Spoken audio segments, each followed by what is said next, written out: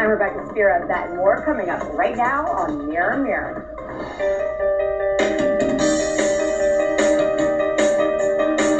You would not believe that this bolero was once a grandma's sweater. Yes, it's true, and it's all thanks to Born Again Vintage.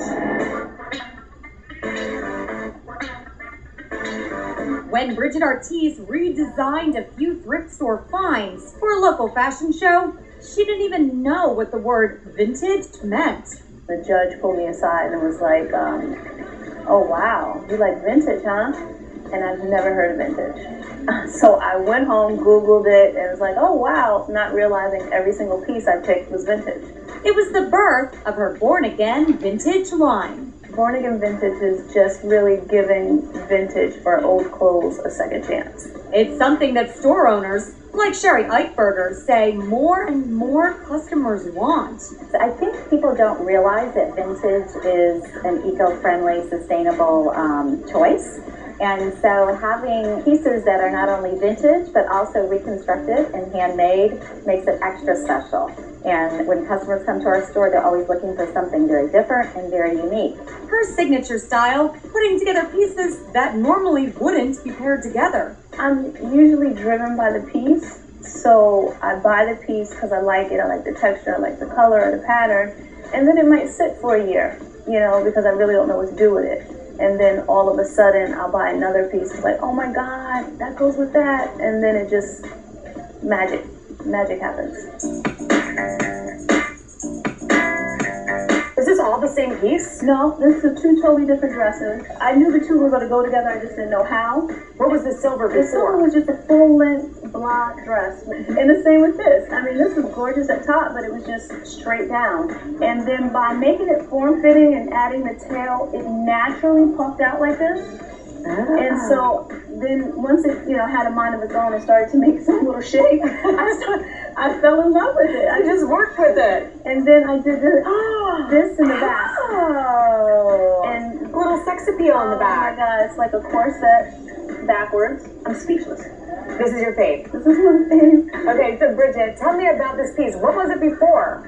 This was actually a long sleeve jumper. Oh. A full wide leg jumper. I mean, it was fabulous already, but then again, who would wear a printed long sleeve jumper? A few snips and stitches later. Because I turned it into a halter back. Cute. I added the tulle at the bottom. Was it already quilted? I see it quilted. It was already quilted, but okay. These were the pant legs. I just opened them up, turned them into the skirt. I kept the zipper so you could kind of, if you want to do a conservative, or if not. And then the collar I had to keep because I love the big Peter Pan collar. I love this, but it didn't look like this before. No, it did not. What was it before? It was a very humdrum, no shape, high collar dress, long sleeve. And what I did was I contoured it to the mannequin and made it fitted. Nice. I took the belt off. I put it around the top of it. And then I made it one shoulder to, you know, make it sexy. And then what I did with the leftover material is made this super puffy sleeve and used the leftover of the trim to put it at the bottom of the sleeve. And then a little surprise for you in the back. It's the same sort of thing Bridget teaches in her book. There are 25 demonstrations broken into 5 categories, 4 seasons, and then one for prom dresses and matron of honor dresses and all those things that you definitely sit in your closet and you don't know what to do with.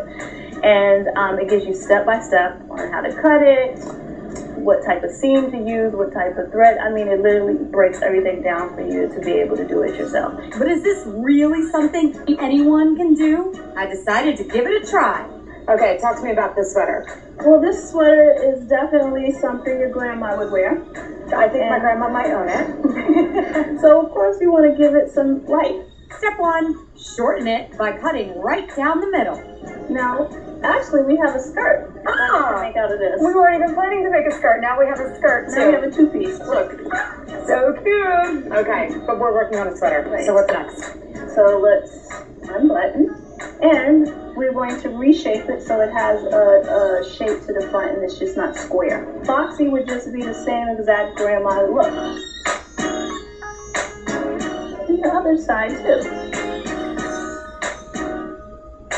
And just think this could be a headband or a cup. Who would have thought? Next, a few simple stitches with an embroidery needle and thread to keep the edges from fraying. You fold it over about 1/4 of an inch, and then you stick the needle in the back side.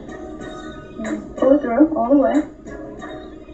And then the rest is easy. You keep folding it, and then you just go in and out. Can't go easier than that. So you don't have to be a pro. You don't have to be a seamstress to do this. You don't have to be a seamstress or a pro. To see if it's that easy, I'd give it a try. It'll take a little longer when you're a beginner like me. Okay, I am doing such a fabulous job right now. But I don't want to be here all day, so it's your turn. Take over, woman. When you're finished sewing, go back and loosen any gathers that are too tight. Then make a few more stitches and loop the needle back through the thread to secure it. So then once you get to the end, you cut it, and then you tie it into a knot. Like a bow. Kind of. Like a knot. Like a knot, okay. Do the same thing to the other side and the back. And look, I went from grandma to glam in minutes. For more information on how you can upcycle the clothes in your closet, go to livewellnetwork.com.